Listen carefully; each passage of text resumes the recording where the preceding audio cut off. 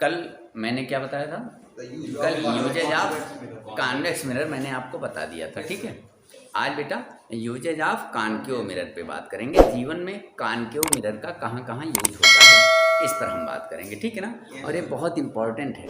जीवन में बहुत जगहों पर तुमने देखा होगा चीज़ें कॉनकेव शेप में होती हैं, लेकिन उसका क्या कारण होता है संभवतः आपको पता नहीं होगा, ठीक है। लेकिन आज पता हो जाएगा, ठीक। तो सबसे पहले मैं आज क्या लूँगा, बताइए। Uses of concave mirror, concave mirror in our daily life, ठीक। हिंदी में क्या कहेंगे?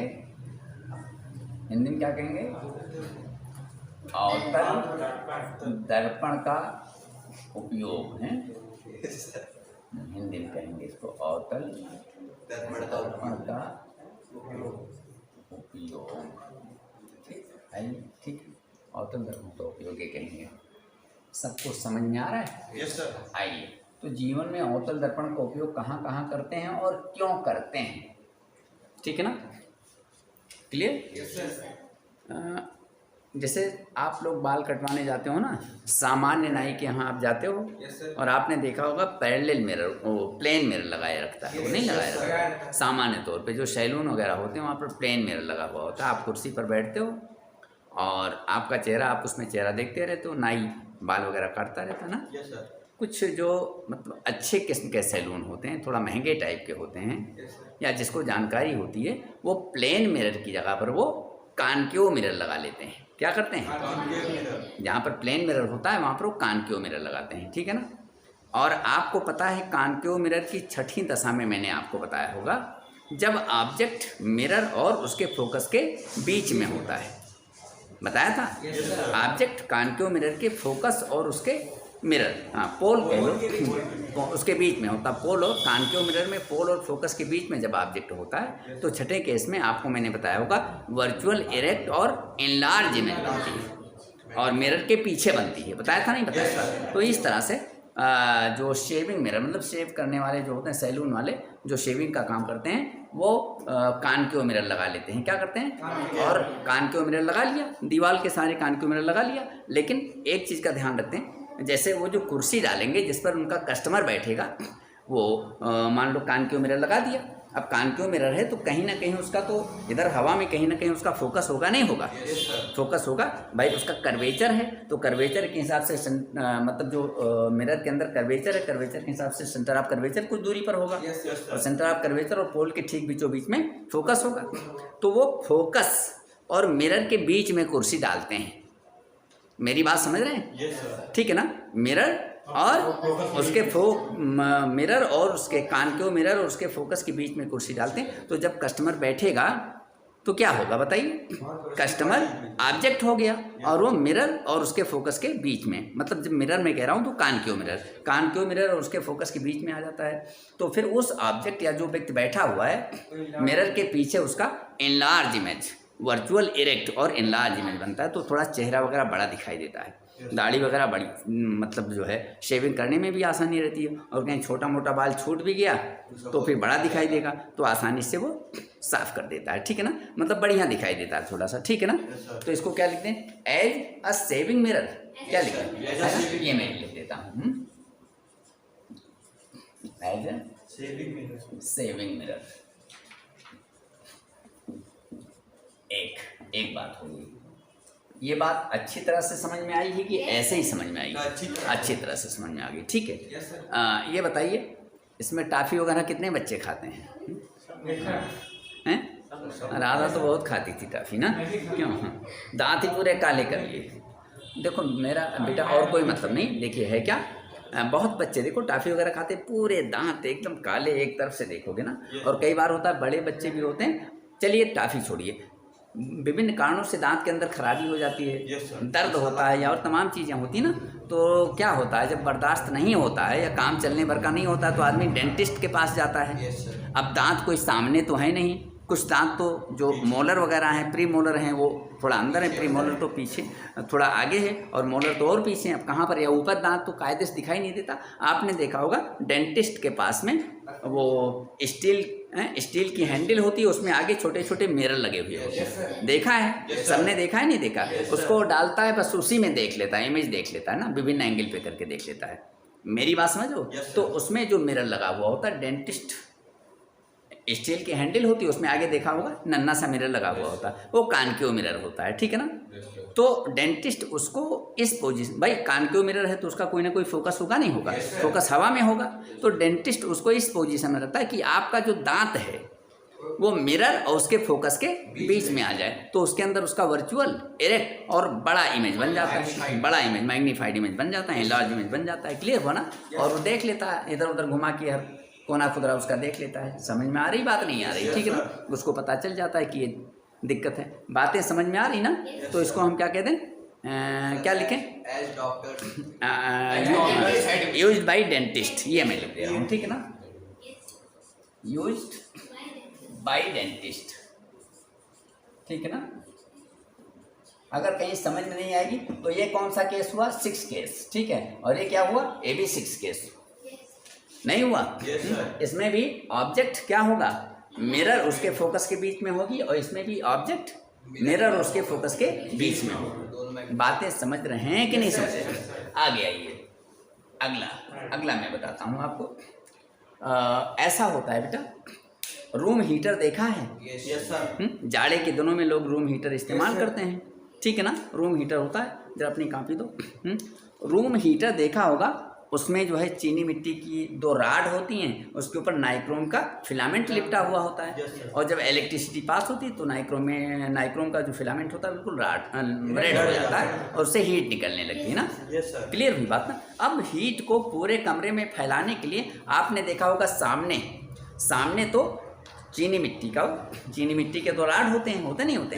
कभी कभी कुछ रूम हीटर में एक ही राड होता है, कुछ में 2 देखा है। गलत तो मैं नहीं कह रहा हूँ, मैंने ज़्यादा नहीं देखा है, लेकिन ऐसे आते जाते देखा है। तो चीनी मिट्टी के राड होते हैं, उस पर देखा होगा कि पतला सा तार लिपटा हुआ होता है, नाइक्रोम का तार होता है। उसमें जब विद्युत धारा प्रवाहित होती है, इलेक्ट्रिक करंट जब उसके अंदर पास होती है, तो इलेक्ट्रिक करंट के हीटिंग इफेक्ट के कारण उसमें हीट उत्पन्न होती है। क्या है? अब हीट उत्पन्न होगी, लेकिन हीट को पूरे कमरे में फैलाने के लिए आपने देखा होगा रूम हीटर के पीछे इस तरह से, इस शेप में एक जो है पीछे की तरफ, नहीं समझे, एक रिफ्लेक्टर लगा हुआ होता है। देखा नहीं देखा है? सबने देखा है? रूम हीटर में पीछे की तरफ ऐसे लगा हुआ होता है, नहीं देखा है?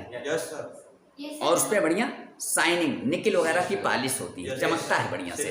अगर मतलब अच्छी कंपनी का, जिसको जानकारी, जैसे लोकल में ऐसे लोग बना देते हैं, तो बेचने के लिए कहो लाल पेंट कर दें, हरा पेंट कर दें, पीला पेंट कर दें, है नहीं है कि कस्टमर आएगा तो उसको अच्छा लगेगा। लेकिन वो उसमें साइंटिफिक जो अच्छी कंपनी के होते हैं, उसमें टेक्नीशियन होते हैं, उनके इंजीनियर होते हैं, तो इस तरह से होगा। वो क्या होगा? इस तरह से आपने देखा होगा ना, देखा है नहीं देखा है? इस तरह से होता है, और बढ़िया यहाँ पर एक चमकता हुआ पेंट लगा हुआ होता है, ठीक है। और आगे की तरफ ऐसे होता है, और आगे की तरफ राड लगी हुई होती, नहीं, ठीक है ना, ताकि हीट जो पीछे की तरफ जा रही है, समझ। अच्छा, वो जो राड लगी हुई होती है, अगर उसको जो रॉड लगी हुई होती है जहाँ से हीट, अगर जैसे इसका कर्वेचर है, ऐसे घुमा हुआ होता है कानकेव शेप में, देखा है? तो इसका कहीं ना कहीं सेंटर ऑफ कर्वेचर होगा। सेंटर ऑफ कर्वेचर और पोल के ठीक बीचों बीच में फोकस होगा। अगर वहां पर हम रॉड लगा दें, क्या कर दें? रॉड लगा दें, तो जो हीट पीछे जाएगी, तो चूंकि फोकस से जाएगी, तो फिर ये पैरेलल कर देगा। आपको मैंने बताया होगा शायद कि फोकस से होकर जाने वाली जो लाइट रे होती हैं, रिफ्लेक्शन के बाद फोकस हो जाती है, प्रिंसिपल एक्सिस के पैरेलल हो जाती है। फोकस से होकर जाने वाली लाइट रे रिफ्लेक्शन के बाद में प्रिंसिपल एक्सिस के पैरेलल हो जाती हैं। या मान लो आगे पीछे, तो थोड़ा सा कमरे के अंदर उसको फैला दिया जाएगा, इस तरह से हीट पूरे कमरे में फैल जाएगी। ये बात क्लियर हुई? तो इसको भी मैं रख दूं, ना समझ में आया हो तो मैं फिर से बताऊं। देखा है, सबने देखा है इस तरह से होता रूम हीटर के पीछे। अब आज समझ में आ गया होगा कि वो इस तरह से क्यों होता है कि नहीं? ठीक है, आगे चलता हूँ, ठीक है ना। तो यहाँ पर मैं क्या लिख दूँ? Reflector in as a reflector, ये लिख दूँ, ठीक रहेगा? समझ रहे हैं? As a reflector in room heaters. ये बात क्लियर हो रही है? अच्छा, चौथा अगला यूज मैं बताता हूँ। आइए, हमें लगता है अब टीवी घरों में होना तो एक सामान्य बात है। कभी गरीबी थी समाज के अंदर तो एक अलग बात थी, अब तो एक सामान्य बात है। ठीक है ना। और पहले देखा होगा एंटीना लगता था, वो भी खत्म हो गया, आउटडेटेड चीज़ हो गई वो है। अब लोग क्या लगाते हैं, डिश, छतरी कहते हो जो भी कहो, है ना। ये एंटीना क्या, वो क्या होता है ना, उसको क्या कहते हैं, सेटअप बॉक्स अलग नहीं, वो होता ना, वो क्या होता है, डिश, डिश, ठीक है ना। तो उसको आपने देखा है अभी, आप देखिए जो डिश लगाई जाती है, देखो बेटा, डिश जो लगाई जाती है वो थोड़ा ऐसे होती नहीं होती है, इस तरह से होती है, देखा होगा ना। और यहाँ से फिर एक हो जाता है और यहाँ पर एक छोटी सी मशीन बनी हुई होती है ना। और यहाँ यहीं से क्या है, केबल निकल के आपके टीवी को जाती है। आपने सभी ने देखा है, सबने देखा ना, देखा नहीं देखा, इसको फिक्स कर देता है इस तरह से, है। ये बात क्लियर है ना। ये जो डिश होता है, क्लियर। और एक देखा होगा यहाँ से फिर एक रॉड निकलता है और यहाँ पर जो है वो सिग्नल रिसीवर को लगा हुआ होता है, नहीं लगा होता है, फिर यहीं से केबल जोड़ के वो आपकी टीवी को लेकर जाते हैं, देखा नहीं। तो कभी सोचा है, कभी आपने सोचा है कि ये इसकी बनावट ऐसे क्यों होती है और ये इतनी दूरी पर क्यों। आपने देखा होगा जो आता है सेट करने के लिए, वो कायदे से इसको सेट करता है, इसमें प्रयास ही किया जाता है। देखिए इसमें जो सिग्नल आते हैं, क्या इलेक्ट्रोमैग्नेटिक वेव्स के रूप में सिग्नल यहाँ पर आते हैं, रेडियो वेव्स के रूप में, क्यों यहाँ पर सिग्नल आते हैं। और कहाँ से आते हैं, वो बहुत नज़दीक से तो आते नहीं है ना, सेटेलाइट से आते हैं। और सेटेलाइट कहीं नज़दीक तो है नहीं, इन्फिनिटी पे मान लें, तो इन्फिनिटी से जो लाइट रेज आएंगी, मतलब सॉरी लाइट रेज यहाँ पर ना कहें, यहाँ पर जो सिग्नल आएंगी जो हैं, ठीक है ना, जो वेव जाएंगी कहाँ से, इन्फिनिटी से, वो सब क्या होंगी, पैरेलल होंगी, नहीं होंगी, वो सब पैरेलल होंगी, ठीक है ना।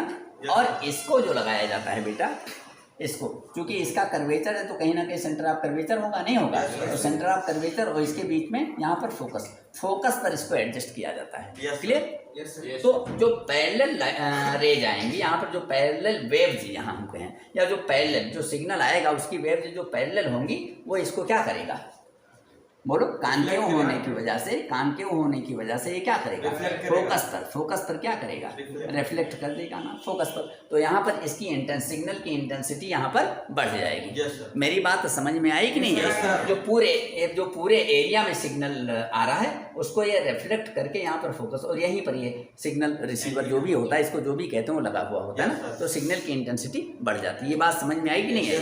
आपको मैंने बताया होगा, नहीं बताया है, आपको मैंने बताया होगा इस तरह से, इधर से बता दें, इस तरह से आपको मैंने बताया होगा, ठीक है।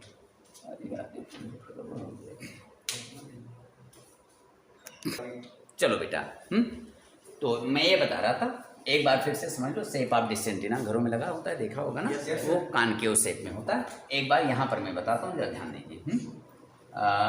इधर को बता दूँ बेटा, ऐसे बता दूँ, कहोगे कि फिर आप बता रहे हो तो बताओ, ऐसे बता दूं, ये क्यों कह रहे हो। दरअसल एक तरीका होता है ना, लाइट हमेशा बाईं ओर से दाईं ओर को डाली जाती है, आगे मैं बताऊंगा। लेकिन अब इसको अगर मैं लूँगा, क्यों इसमें लूँगा, ये क्या हो गया, प्रिंसिपल एक्सिस हो गई, ये सेंटर ऑफ कर्वेचर हो गया, ये बीच में क्या होगा, फोकस हो गया, क्लियर, ठीक है ना। तो अब इसमें अगर हम लाइट डाल रहे हैं, ध्यान दीजिए, आपको समझना है केवल, ठीक है ना, ऐसे आपको समझना है। ये पैरेलल, ये लाइट रे पैरेलल, और ले लें, दो पर्याप्त हैं समझने के लिए, ठीक है ना। तो पैरेलल लाइट रे कानकेव मिरर से रिफ्लेक्शन के बाद फोकस पे आती है। ये बात आपको पता है कि नहीं पता है? अच्छी तरह से पता है। और यही कारण है कि जो डिश एंटीना होते हैं, आपके घरों में जो डिश एंटीना लगे हुए होते हैं, उनका शेप आपने देखा होगा, ऐसे होता नहीं होता है, होता नहीं होता है। इसको फिक्स करते हैं, नहीं, एक कानकेव शेप में होता है, क्या होता है। और इसके बाद आपने देखा होगा यहाँ से एक रॉड निकली हुई होती है, क्या होती है, रॉड। और इसी के अंदर एक ये मशीन होती है जो सिग्नल को रिसीव करती है। अभी मैं बता रहा था आपको, ऐसे तो होता है, समझ में आ रहा है। तो ये कानकेव शेप में क्यों होता है, क्योंकि इसमें जो सिग्नल आते हैं, इलेक्ट्रोमैग्नेटिक वेव्स के रूप में जो सिग्नल आते हैं, वो कहाँ से आते हैं, तुम्हारे घर से, सेटेलाइट से आते हैं। सेटेलाइट कहाँ है, बहुत दूर है, इन्फिनिटी में हम मान लें, नहीं तो इन्फिनिटी से आएंगे, तो इन्फिनिटी से अगर सिग्नल, तो उसकी वेव जो होंगी क्या होंगी, पैरेलल होंगी। ढंग से देखना, ये मैंने बना दी और ये भी मैंने बना दी, एक और बना दें, एक और बना दें, यहाँ पर बना देता हूँ, ठीक है ना। ये पैरेलल वेव्स मैंने, ये कहाँ से आई हैं, और ये क्या है, पैरेलल वेव्स हैं, रेडियो वेव्स हैं, क्या हैं, या इलेक्ट्रोमैग्नेटिक वेव, मतलब जो टीवी का आपका सिग्नल है तो पैरेलल लाइन है, ठीक है। और ये क्या है, कान के उससे तुम यहाँ पर देखिए, यहाँ पर भी पैरेलल, तो आप कहाँ पर फोकस किया था इसको, फोकस कहाँ पर फोकस किया तो इसका, हाँ ये जो मतलब ये सिग्नल को का रिसीवर होता है ना, वो एक दूसरी रॉड से यहाँ पर लगाते हैं और प्रयास करते हैं कि इसके फोकस पर लगे, कहाँ पर लगे, फोकस पे लगे। तो इसके पूरे सरफेस पे, इसके जो डिश एंटीना होता है उसके पूरे सरफेस पे जितना सिग्नल आता है उसको क्या करता है, फोकस के ऊपर रिफ्लेक्ट कर देता है। सबको समझ में आ रही नहीं आ रही? तो यहाँ पर फिर सिग्नल की इंटेंसिटी बढ़ जाएगी, नहीं बढ़ जाएगी? ये बात क्लियर हो गई? मतलब ज़्यादा सिग्नल हो जाएगा एक तरह, सामान्य भाषा में डाइल्यूट लैंग्वेज में अगर आप कहें, ठीक है ना। जो पूरे सरफेस जो सिग्नल टकरा रहा है सबको एक जगह पर वो रिफ्लेक्ट कर दे रहा है, ठीक है ना। और वहीं पर वो जो है सिग्नल रिसीवर लगा देते हैं, तो सिग्नल ज़्यादा कंसंट्रेट हो जाता है थोड़ा सा, है कि नहीं, ज़्यादा एफिशिएंट सिग्नल हो जाएगा। और यहाँ से फिर क्या होगा, यहाँ से केबल आपकी कहाँ चली जाती है, आपकी टीवी को चली जाती है, नहीं चली जाती है नहीं। अरे सेटअप बॉक्स वगैरह वो सब छोड़िए, सीधे हमें बता रहे टीवी को चली जाती है, क्या होता है, ठीक है ना। तो टीवी में बढ़िया से आता है, प्रोग्राम आता है, अच्छे से दिखता है, ठीक है। समझ में आ रहा है नहीं आ रहा? तो ये बात क्लियर हो गई? तो अगर दिक्कत हो तो पूछ लेना मेरे से, ठीक है। चलिए मिटा दें इसको, आगे चले मिटाएं। और आइए, टार्च तुम्हारे घरों में होगी, ठीक है ना।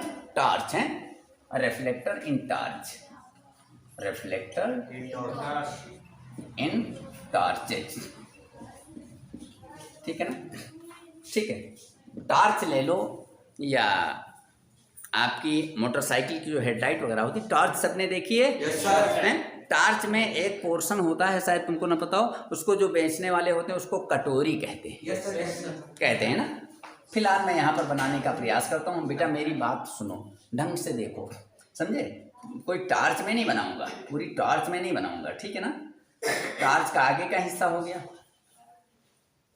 अब समझाना है, और इसमें सेल डाले जाएंगे, क्यों, हो गया ना, क्लियर। अगर इसको देखो ना सामने की तरफ, और यहाँ से ग्लास लगा रहता है, क्या लगा रहता है, यहाँ पर आपने देखा होगा कि ग्लास लगा होता है। ग्लास क्यों लगा रहता है, ताकि उसके अंदर बल्ब वगैरह जो लगे हुए होते हैं कहीं वो डैमेज ना हो जाए, ठीक। और बेटा यहाँ पर बल्ब लगा हुआ होता है, क्या होता है, बल्ब। और यहाँ पर अगर आपने देखा होगा कभी, अगर नहीं देखा तो आज जाके घर में टॉर्च होगी, देखना, ये हिस्सा बिल्कुल चमकता हुआ रहता है। जो टॉर्च बेचने वाले होते हैं वो इसको कटोरी कहते हैं, बल्कि ये कटोरी नहीं है, ये लाइट रिफ्लेक्टर है। और किस शेप में है बताइए, इधर से अगर तुम देखोगे काफ़ी शाइनी होगा, क्या होता है, ये पीतल, मतलब ये ब्रास वगैरह की बनी हुई हो सकती है, तो प्लास्टिक की बनी हुई आती है, नहीं समझे। लेकिन सामने की तरफ, पीछे की तरफ चाहे जैसा रंग हो, क्या, लेकिन सामने की तरफ इधर से तुम देखोगे तो बहुत शाइनी होती है, बहुत शाइनी होती है।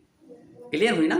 या अभी जाना अपनी मोटरसाइकिल की जो हेडलाइट है, हेडलाइट को सामने से ऐसे देखना तो बल्ब आपको दिखाई देगा, उसके पीछे काफ़ी चांदी के तरह चमकता हुआ सरफेस दिखाई देगा, दिखाई नहीं देगा, देख लेना जाके, ठीक है ना।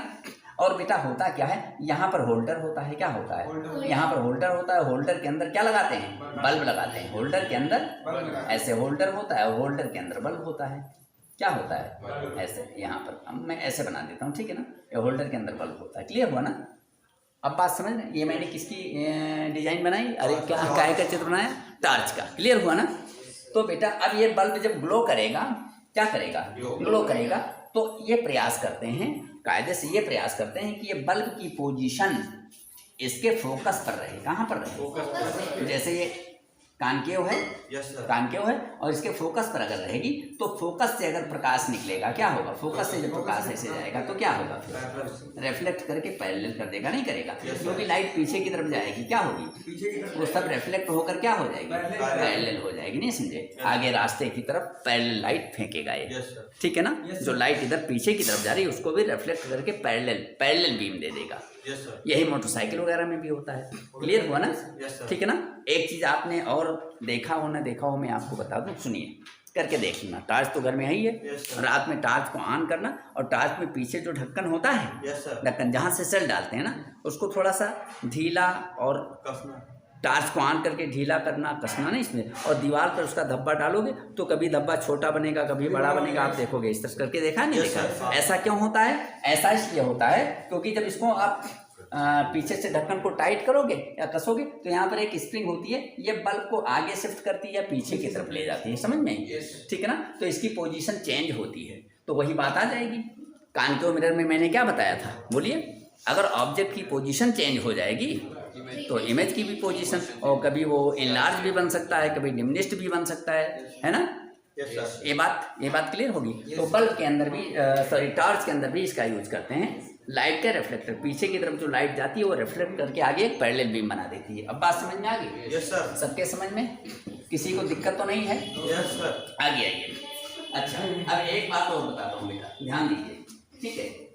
आपने कभी कान वान में दर्द हुआ है? Yes sir. अरे दादा, बड़ा दिक्कत है, हैं? Yes sir. है नहीं? हुआ नहीं हुआ है? तो कभी कान, वैसे तो कान की जांच अब तो कंप्यूटर से करते हैं, उनके पास होता है वो कैमरा होता है, अंदर डाल के देख लेते नहीं? पहले क्या होता था, एक देखा होगा जो ENT होते थे, ईयर नोज थ्रोट वाले जो डॉक्टर होते थे ना, वो अपने सिर के ऊपर एक हेड मिरर लगाया करते थे ना, ठीक है? कान में तुम्हारे दर्द है, कुछ है कि ये टॉर्च डाले, है कि नहीं? है कि नहीं? या टॉर्च न भी डाले, वहाँ पर जहाँ पर बैठते हैं लाइट रहती है नहीं, तो लाइट की रोशनी नहीं यार, लाइट माने तो रोशनी होती है, लाइट उनके मिरर पर पड़ती है और मिरर से रिफ्लेक्ट होकर, ऐसे तो देखेंगे तो लाइट पड़ी उनके मिरर के ऊपर और रिफ्लेक्ट होकर तुम्हारे कान के अंदर चली जाएगी, नहीं इसमें? मेरी बात समझ रहे हो? और फिर उनको थोड़ा क्लियर अंदर दिख जाएगा। शायद मेरी बात नहीं समझ रहे, कहोगे ये कैसे मास्टर साहब, अभी समझ में नहीं आया। मान लो मैं तो डॉक्टर नहीं हूँ, और मेरे सामने कोई पेशेंट बैठा, उसको कान में दिक्कत है, भाई कान में अंदर दिक्कत है, ऐसे तो दिखाई नहीं देगा, ठीक है ना? और मेरे सिर के ऊपर एक कान के मिरर बंधा हुआ है, ठीक है ना? और सामने बल्ब लगा हुआ है, तो कुछ तो दूरी पर बल्ब होगा। हम मान लें कि बल्ब से आने वाली लाइट रेज पैरेलल होंगी। क्या होंगी? अच्छा, तो अगर पैरेलल लाइट रेज आएंगी, हमारा जो मिरर है कान के मिरर, उसके प्रिंसिपल एक्सिस के पैरेलल लाइट रेज आएंगी, तो कहाँ पर फोकस करेंगी? वो कहाँ पर उसको रिफ्लेक्ट करके कहाँ पर मिलेगी? फोकस पर। नहीं समझे आप? कान के मिरर के प्रिंसिपल एक्सिस के पैरेलल अगर लाइट रेज आती है तो रिफ्लेक्ट करने के बाद वो कहाँ डालता है? फोकस पर। क्लियर हुआ ना?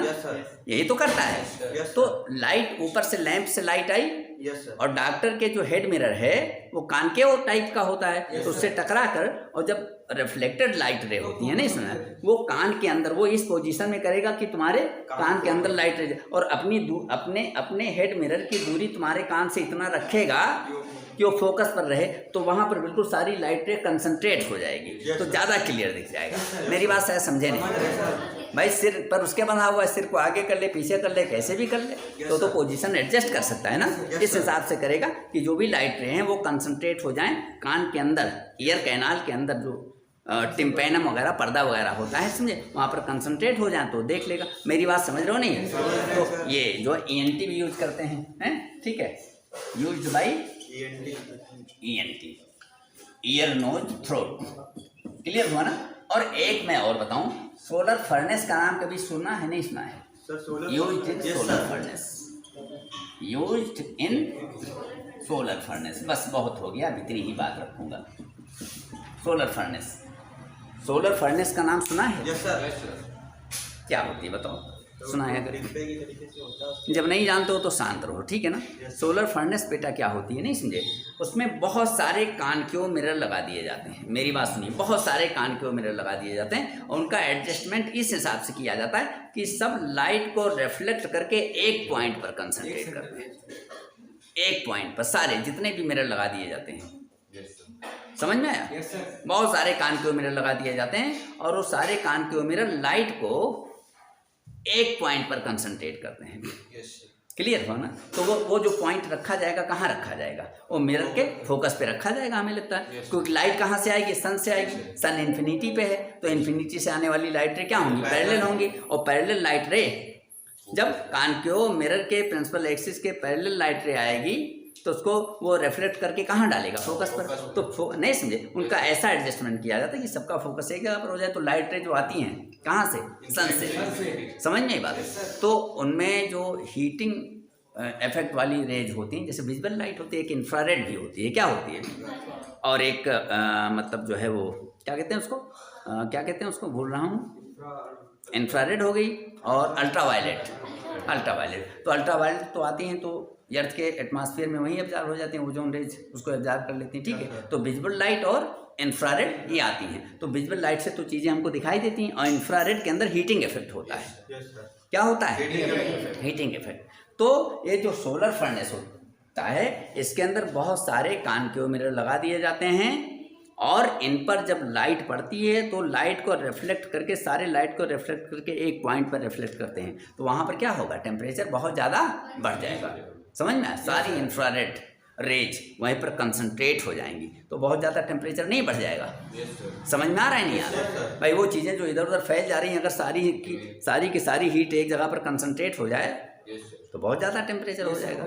तो ये व्यवस्था की जाती है। तो ये हो गया भैया, ये मैंने क्या बताया, uses of concave mirror as a saving mirror. मैंने आपको बताया इसमें 6 केस यूज होती है, यूज्ड बाय डेंटिस्ट। इसमें भी 6 केस यूज होती है। रिफ्लेक्टर इन रूम हीटर्स, इसमें ऑब्जेक्ट कहाँ पर होगा? ऑब्जेक्ट कहाँ पर होगा? फोकस पर होगा, बिल्कुल सही है।